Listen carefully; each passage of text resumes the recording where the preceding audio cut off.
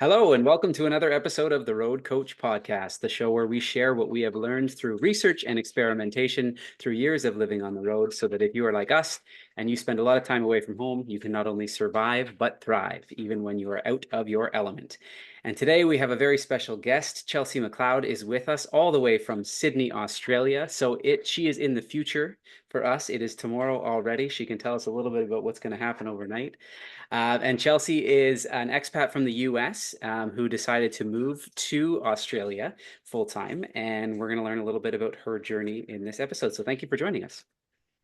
Thanks for having me. Yeah, no problem at all. So let's start, I guess, at the beginning of your decision to make a move. So where are you from in the US originally, and what brought you out all the way to Australia?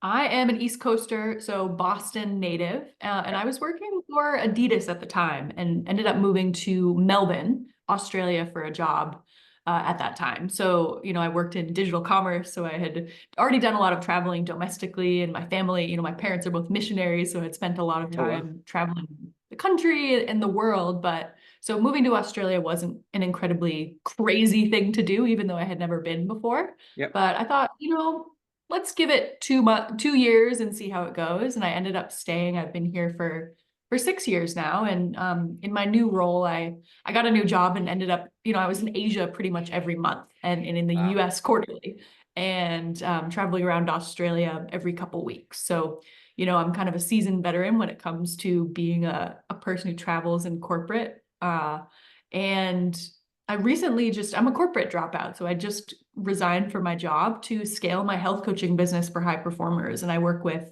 a lot of expats, both male and female. A lot of people who travel quite a bit, a lot of people in big roles, a lot of C-suite executives to help them feel and look the way they want to, without doing crazy cardio or fad diets, just by balancing hormones, fixing gut issues, and focusing on those fundamental principles of health. Very nice. That is what an incredible story in like 5 sentences. So thank you for distilling that down so succinctly. So I guess let's talk about now when you're helping your clients that are doing, there are a lot of C-suite executives you said that travel.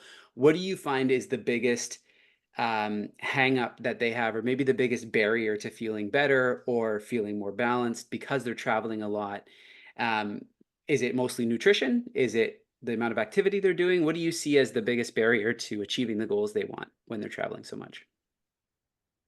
For everyone, it's different, but I would say just a general sense of overwhelm. Like most Okay. clients who come to me, they don't necessarily have a workout issue and they think they're eating the right things. They just don't have a dialed in protocol that they know is going to work. And so Okay. for a lot of people, it's shooting from the hip, listening to all these different podcasts, Yep. trying to talk to their doctors. Why do I have belly fat? Why am I not sleeping? And so sometimes we actually need to remove some of the stuff that's not working to actually make and is overwhelming them and replace it with stuff that actually works so that they can just say, no, this works. Here's the protocol. Just do it and get Mhm. the result.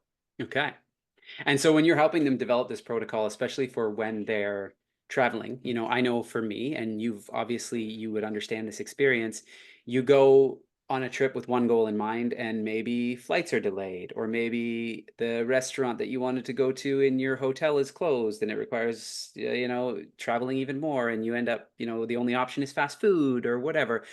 How do you go about developing a protocol for clients that allows them to stick to what they say they're going to do in the uncertainty that is travel? It's all about building the toolkit, right? And just Okay. trying different things. So for a lot of people, what I say going into their trip is when you fail to plan, you plan to fail. And that Yep. doesn't mean that there's no flexibility for changes or issues, but I say going into it, can you open up your Google Maps and look in the area just Mhm. in advance? Can you find a Whole Foods that you can get food delivered to your um, food delivered to your house? Can you get packets of I use a specific protein powder with clients and a specific greens powder. Can you get those delivered in little travel packets? So Okay. you can use those for breakfast and then supplement with maybe an egg from the hotel, whatever that is. Mhm. Um, and then we also incorporate fasting into it, especially on the more unpredictable travel days Mhm. or where days where you just don't know if you're going to have good food. And fasting works really, really well. Obviously, we take That one's very personalized based on gender, age, Yep. whether they're a naturally cycling woman, whether or not they're pregnant, or, men do really well with fasting, for example, and they're really freaked out by it at first. But once we kind of train the body to actually burn fat and to fast, people love it. And it just makes it so much easier. So we can use it in clever ways depending on the person. Interesting. Yeah. And I've often, I mean, I'm not always good at it, I would say, but I've often leaned towards, at least in the last couple of years, where my travel's gotten really, really extensive. Like last year I did 150 nights away, which is pretty aggressive for anybody. And I started getting to the point where if I couldn't find something that would meet my nutritional goals, I would rather not eat than eat the wrong Yeah. thing. And Yeah. I found that that was, I don't want to say a game changer because I've been trying to sort of building up this protocol over years and years of experimenting. Um, but it definitely helped me come home from longer trips feeling like I didn't fail myself while I was away, right? Because it is so easy when we're at home to have our fridge stocked the same way and our meals planned out the same way. And then as soon as we go to the airport and one thing happens, everything's out the window, right? Um, Exactly. and the other thing I found too, for a long time for me, and I suspect that a lot of business travelers are the same way if you travel a lot, is that you often have access to an expense account and you often have access to lounges and business class areas that have free booze and a lot of carbs, right? And for me, I know that was probably the most important thing to cut out on work trips was don't drink and don't eat muffins and cookies just because they're laid out and they're free, right? So do you find that with a lot of your clients that sort of the temptation of easy free or quote unquote free because they're on your expense account items are the biggest culprits to not following your nutritional goals, or do you see a multitude of different reasons?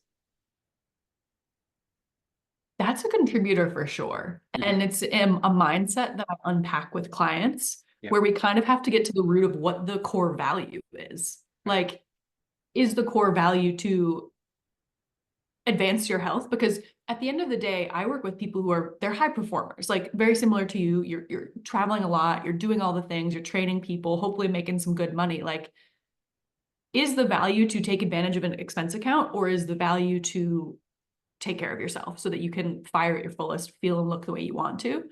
there's kind of a value shift we have to do. And generally people who do kind of want to enjoy the lounges and enjoy, put slapping things on a credit card, it's like, well, let's find some things that you can put on the credit card that are really good. Can you Mhm. stock up on some really nice, I don't know, nuts, seeds, eggs from a local grocery store? Can you get some, we have a list of different bars or things that you can get at an airport, or high quality water or electrolytes. Like, there's Mhm. still ways to enjoy the benefits of having, the corporate card Yeah. without completely derailing. And obviously, once they have their tailored nutritional protocols, it's much easier for them to make choices in the lounges. Um, so lounge access looks very different for me than it used to, right? Like, Mhm. used to have a glass of champagne, used to, plan my meals around eating at the lounge. And now that I kind of have put together the pieces of how that makes me look and feel, I actually don't eat in the lounges. I'll go and I'll get maybe some spa water, maybe some nuts, but I'm just enjoying the other amenities, Right. and then, not just eating stuff because it's out. Mhm. Mhm. Yeah, it's same thing I found in my life. It's like, okay, there might be like a good, fairly clean chicken dish or something, and then maybe I'll have a latte, because at least Yeah. it's got milk in it, right? But I'm the exact same thing as you, but it takes a long time to get into that, right? It takes if you're used to taking advantage of that stuff, all of a sudden you can look in the mirror one day and go, "Oh my God, what's going on?" And it takes some drastic changes, right? So do you, I guess, along the same lines, I'm just curious because you probably talk to a ton of people that are trying to optimize with a travel lifestyle. Do you find that the amount of protein in general that people are taking as a percentage of their diet is too low, like across the board? For sure. Yeah. And that's something to tweak based on obviously how active someone is, Yeah. sometimes even gender, body composition.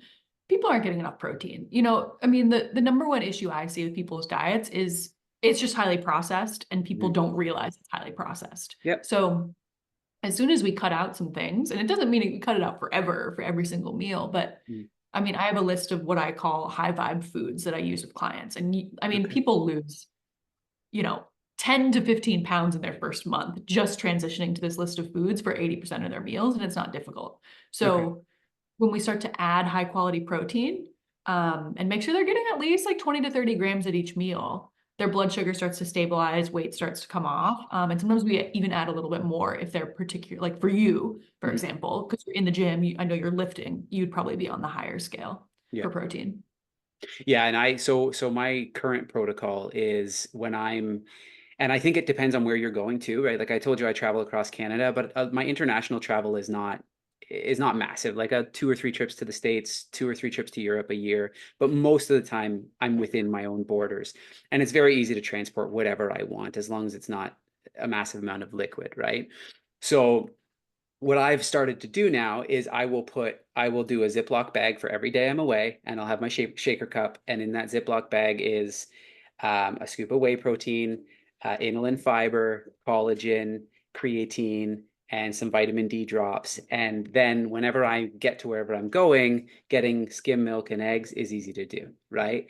Now, I'm lucky, obviously, because I'm not lactose intolerant. I eat a ton of dairy. Dairy, I find, is one of the best sources of protein. That you can get, but not everyone can eat it, right? And that sets me up for like, the first meal I have, whether it's in the morning or not. Sometimes I won't eat until the afternoon, depending on what's going on. But the first meal I have, I know is at least 50 grams of protein and it's clean. Mm. Right. And so at least that sets me up for the first thing I do during the day is what I would call is successful, right? And then if the restaurant meal for dinner tends to be a ton of carbs, or you order appetizers, or you order dessert, or someone has a drink or two, then you don't feel as guilty for it, but it also doesn't really throw off your total macros as much if you start with the right thing at the beginning of the day, right? So in that vein, do you have certain protocols like that you ask your clients to travel with, like set themselves up in advance to be starting the day off right? Or how do you go about that? What's your advice? You're spot on. Like Okay. that's exactly what I do with clients. It's we're planning ahead. We have the packets. We know what we're eating for breakfast. You know, we have that list of foods that typically we can find either at the hotel, but we're also supplementing with a shake that has all the vitamins, minerals, proteins. Yeah. And what we generally do is it's like, can you button up your breakfast and your lunch? Can you, sit down and map out all your meals for the week? Which are the ones where maybe you're with clients that night and there's just, you have no control. You don't know where you're going for dinner. It's going to get boozy, whatever. We know that that's that night. Yeah. Can you just plan around that? Because Right. it's most of the time when people just aren't thinking about it and then they start their day in survival mode. They wake up, they haven't slept well, they're totally overwhelmed. It's like that little bit of planning that you do just on your flight to the trip. Mhm. Can you map out your meals and just make sure that, two of those meals are buttoned up? Can you do the shake that you're describing for breakfast? And then for lunch, can you have a salad delivered? Or can you just Right. find it's not hard to find these things, right? So, and then just enjoy dinner. Don't stress about it. Mhm. So what are you this is a little bit unrelated, but what are your thoughts? Because this is something that I've really focused on in the last, call it, I don't know, 6 months or so. What are your thoughts on the amount of omega-3 versus omega-6 fatty acids that people are getting in their diet? Because in the only reason I ask is because when you say a salad, I'm actually fairly aware of the amount of seed oils in salad dressings made at restaurants. And unless it's really like a higher end restaurant, they're probably using a canola oil based or something similar dressing, as opposed to olive oil or doing something right from scratch, right? So I'm curious, do you think about that when it comes to protocol with your clients, or is that kind of way more advanced than you ever need to get into, or what are your thoughts? You're spot on. So Okay. seed oils are really difficult to avoid. And that's why anything you can do to have control over your food is a plus. So Mhm. generally when clients are going out to dinner, a couple of things that I ask them to do is like, can you ask if you're getting, grilled chicken? can you ask it to be grilled or sauteed in olive oil or butter instead of seed oil? Right. And then with salad dressing, obviously it's super difficult to avoid, but typically it'll be, olive oil and balsamic on the side.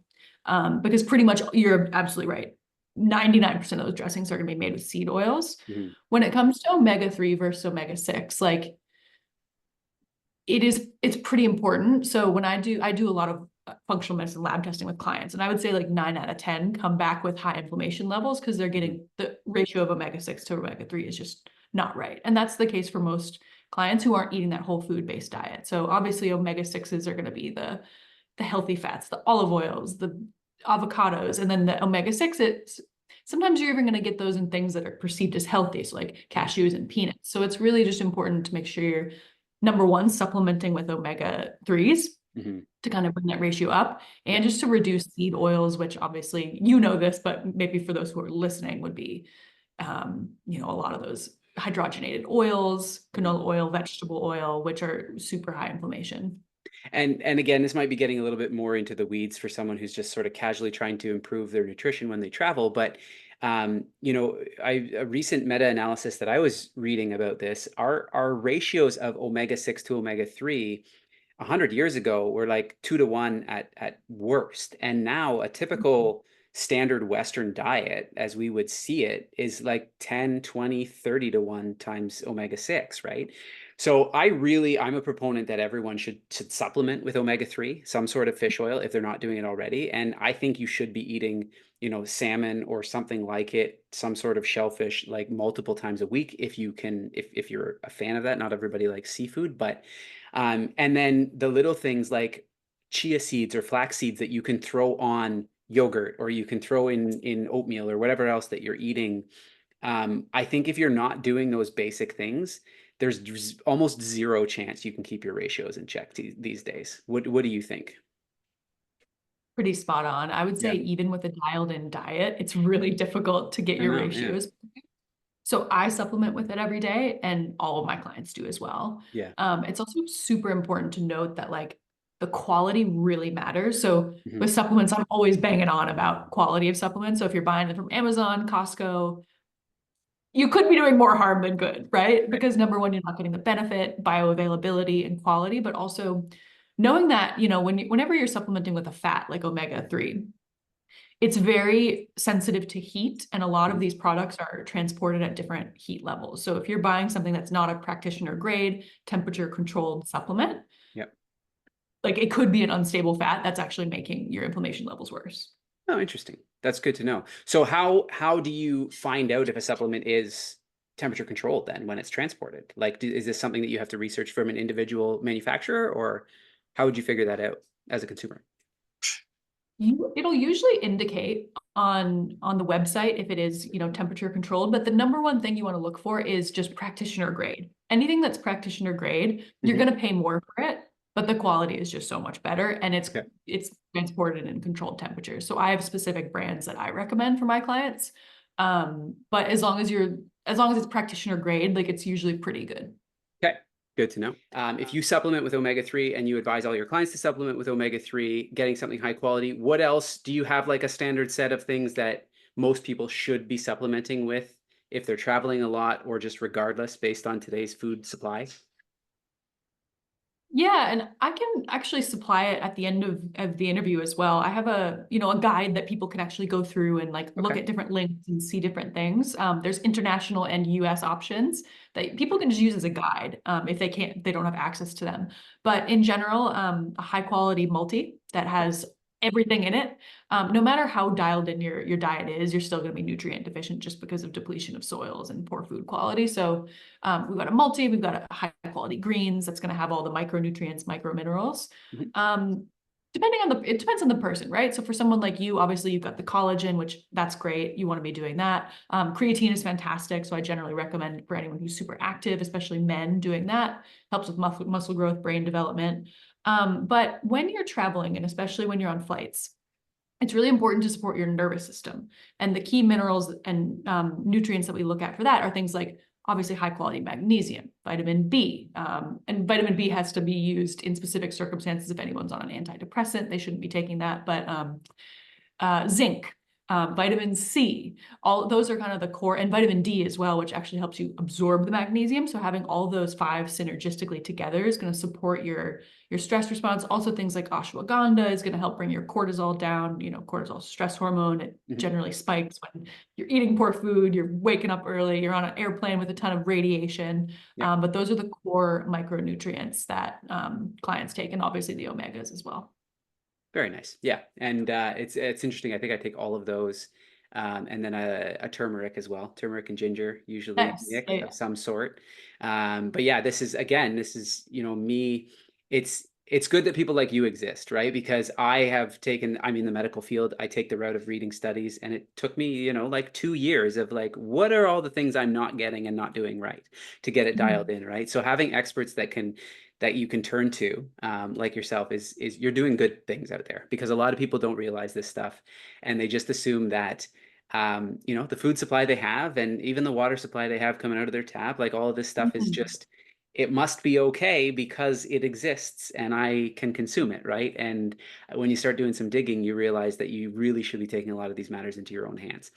And it makes it that much worse when we travel all the time, because those are most often the worst options available to us, right? So thank you for that.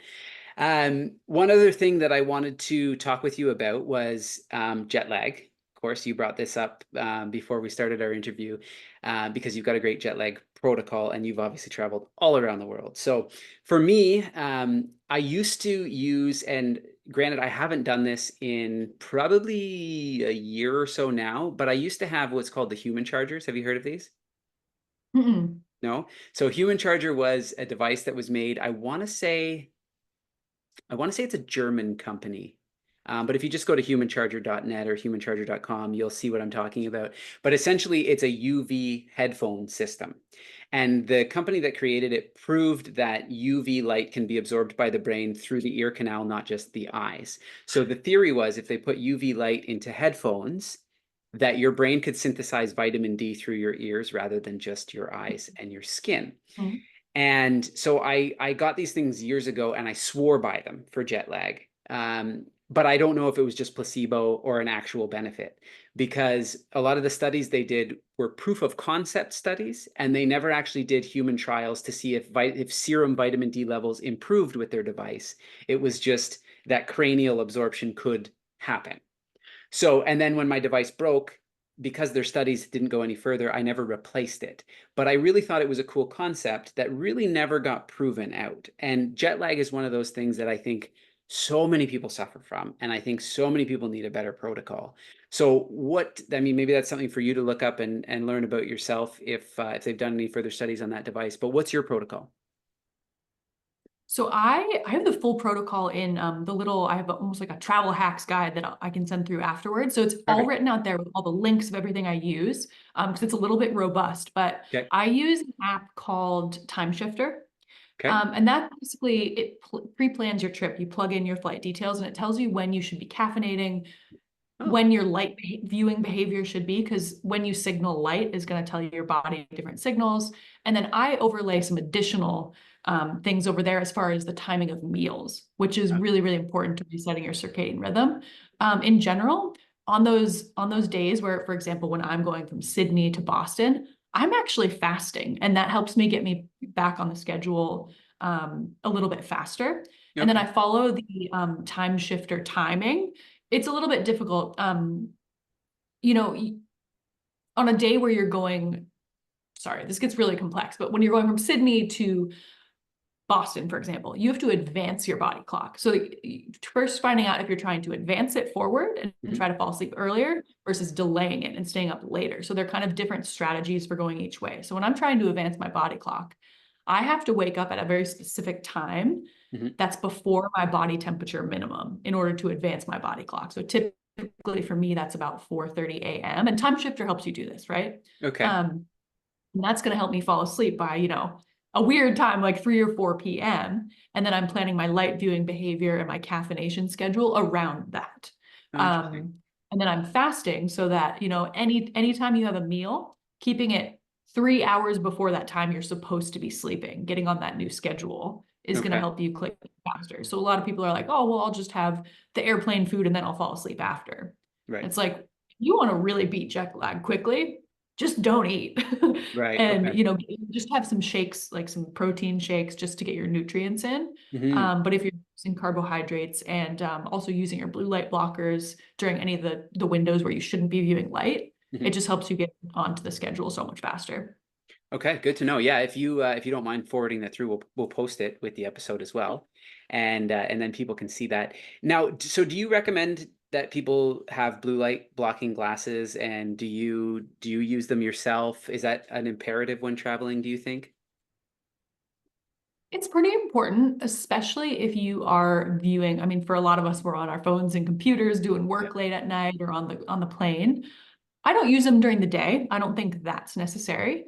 But any after the sun goes down, I've got blue light blockers. And $20 Amazon ones that are clear will not cut it. Okay. I have like $100 ones with crazy red, like John Lennon glasses. Okay. Like they're really crazy looking. So I use those anytime I'm looking at screens. And I also have very specific bulbs that I use after dark. And Okay. my sleep patterns have totally changed since I've done that. And you've noticed the benefit. Fall asleep faster, higher quality sleep, more REM sleep, higher HRV, like pretty Okay. extreme. Interesting, interesting. Yeah, because that's something, and I mean, a fairly simple protocol for people, I guess, would just be if the sun's not out, be wearing them if you're looking at a screen, right? And then Exactly. you don't have to overthink it. I've never had a problem sleeping. I can sleep sitting up, and so I've never really thought, that's one thing where I haven't gone is how to optimize my sleep. But I'm sure there's situations where I don't even know what I'm contributing to, whether that's caffeinating too late or eating too late or looking at a screen past sunset where I think I'm sleeping fine, but because I don't track it, I don't know, right? Um, Yeah. so that's an interesting addition to the protocol that I wouldn't have thought about. Um, on that note, sleeping on planes, have you figured out any trick to that, to getting good sleep on a plane? It's tough. I don't sleep Yeah, really. amazing, but in general, I do take CBD to calm Okay. my nervous system. I have like all of the sleep and stress buffering supplements are really, really helpful just to get your body into a more relaxed state. Hmm. In the PDF ebook as well, I have like specific, you know, ear specific, very specific, like silicone earphones, not earphones, earplugs, a Yep. specific eye mask that really blocks out everything. And then I also have basically like a radiation blocker that Okay. I've noticed a big difference when I travel with it. It helps me feel a little bit more relaxed. I have an Aura ring and it's very interesting. It tells you when you're stressed. So when your heart rate comes up and it knows when you're under stress and when your Mhm. cortisol fight or flight response is activated. I noticed that every time I flew, it just spiked for the entirety of the flight and then came back Oh. down when the wheels were back down. When I started traveling with the radiation blocker, my cortisol did not spike, which I thought was really, really interesting. Hmm. So for a long time, I was resisting these gadgets, but I think I found one that I actually believe makes a difference. Interesting. And what radiation blocker do you use then? What is it called? It's in the PDF. I Okay. just got it. Is it just one of those little Um, like button-sized ones that you can put anywhere? so I've got a couple. I've got this little, I don't know if you can see this, but Yeah, yeah. Okay, this yeah, I know what you're talking about. Yep. phone. And then I have a bigger one that's almost like a little sheet, and I put that in my bag when I'm traveling. Okay. So as long as it's kind of in the area of you, the big one, it blocks all the EMFs in your local area. And I also Interesting. sleep with it next to my bed in my hotel for the Wi-Fi. Interesting. And then I would assume like in your bag that's above your head or below your feet while you're flying as well. That's where it is. Exactly. Yeah. Very neat. Very neat. Yeah, it's I only recently discovered those, and I was wondering whether or not the research on them was sound. But if you've noticed a difference, that's something to look into for sure.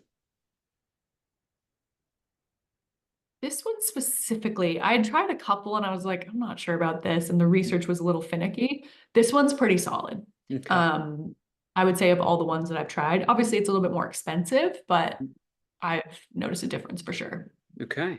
Great to hear. Okay, well, so I guess we're getting towards the end here of our time.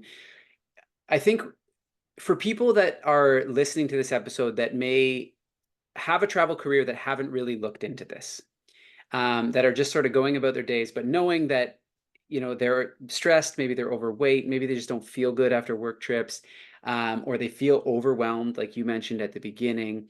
What are the biggest first steps that you think someone should take if they want to feel better while not affecting their travel schedule? Just getting that dialed in nutrition strategy that's really structured, really clear, really actionable, is where I would always start. I think food kind of hinges on everything. Um, Another thing I tell people is move your coffee after breakfast. That's a really helpful thing as far as managing your cortisol levels because when you have coffee on an empty stomach, you're just shooting your cortisol through the roof, and then you're gonna have the cravings and the poor sleep, and that's a hormone balancing hack. That's very easy for people. Okay. Um, you know, Walking every chance you get. Like, maybe you don't have to be hitting the gym every morning, but can you in the morning while you're doing something else that you have to do anyways, catching up on a call, texting family and friends, can you go to the hotel gym, slap that thing on 10% incline and just walk for 20 minutes while you're catching up on emails? Just what are those things that you can kind of stack and just make it easy so that you're moving your body, make sure you're hydrating and getting like generally good meals. It'll be a way better experience for you than if you're just kind of shooting from the hip. Okay.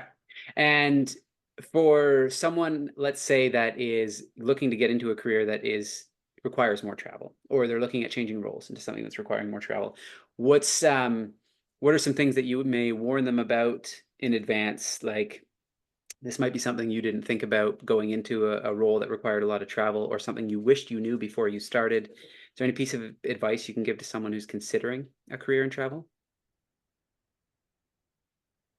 I would just say it's really important to work with someone like yourself, have a health coach, have someone who can really give you the stuff that works. Because I think it is difficult and takes a lot of time to navigate on your own when you don't Mm, know. Like hire someone who knows more than you do to help you with this stuff if you don't want to be puffy and tired all the time. Because, it took me 12 years to get to this point where I am now, right? Of just trial and error and trying to figure things out. If you can get someone to help you cut the line and mhm.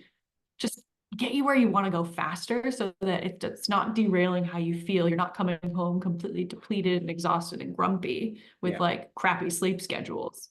That can just make such a difference. absolutely. Thank you for that. All right. Well, thank you so much for your time. I really appreciate you coming on.